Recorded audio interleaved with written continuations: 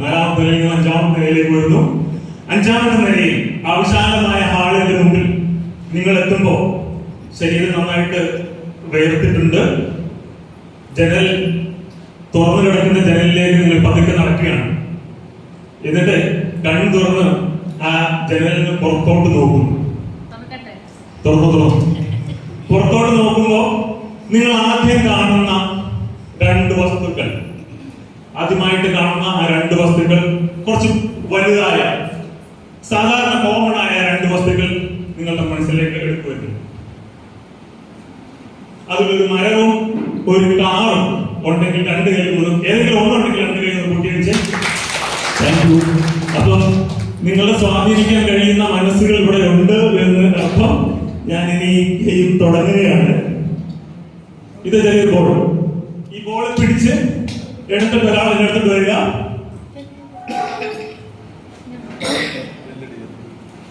ഒരാൾ സ്റ്റേജിലോട്ട് ആരെങ്കിലും ബോൾ കയ്യിൽ കിട്ടിയത് വരാം. അയ്യോ അയ്യോ സമയമില്ല. ടീച്ചർ ആരെ പറഞ്ഞിരിക്കുന്നത് പറ്റില്ല.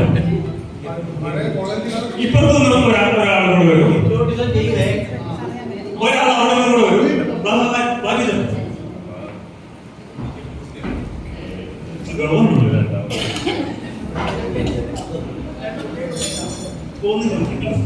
ഒന്നും ചോദിക്കില്ല.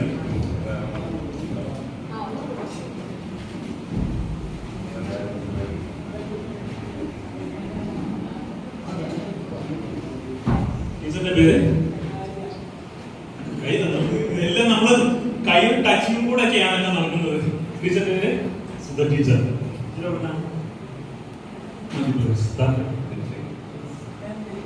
ഡൽഹി. നമുക്ക് ഒരുപാട് നിറങ്ങളുണ്ട് അല്ലെ. ഏറ്റവും മനസ്സിലോട്ട് ആദ്യം വരുന്ന ഒരു നിറത്തിന്റെ പേരാണ് നീല. നീലയാണ് ടീച്ചറിന്റെ മനസ്സിൽ ആദ്യം വന്ന നിറത്തിന്റെ പേര് നീലയാണ്. ടീച്ചർ എങ്ങനെയാണ് പറഞ്ഞത്? ചുമ്മാ റാൻഡമായിട്ട് പറഞ്ഞതാണോ ഇഷ്ടപ്പെടുന്നത്? ഞാൻ എന്തെങ്കിലും സ്വാധീനിച്ചിട്ടുണ്ടോ? ഇല്ല. സാധ്യത ഉണ്ടോ? ടീച്ചറിനെ സ്വാധീനിക്കാൻ സാധ്യത ഞാൻ അവിടെ നിന്ന് ടീച്ചറിന്റെ അടുത്ത് പറഞ്ഞിട്ടില്ലല്ലോ. ഉറപ്പല്ലേ? ഓക്കെ. ടീച്ചർക്ക് ഒന്ന് പൊട്ടിക്കാൻ പറ്റും. പൊട്ടിക്കണമെങ്കിൽ പൊട്ടിക്കാൻ പറ്റാം. പൊട്ടിച്ചോ. സഹായിക്കണം. അതിനകത്തൊരു പേപ്പർ ഉണ്ടോ നോക്കി.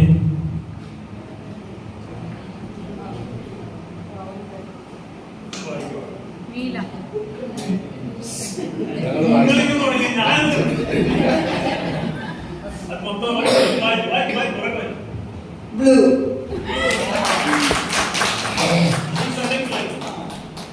Your color is blue.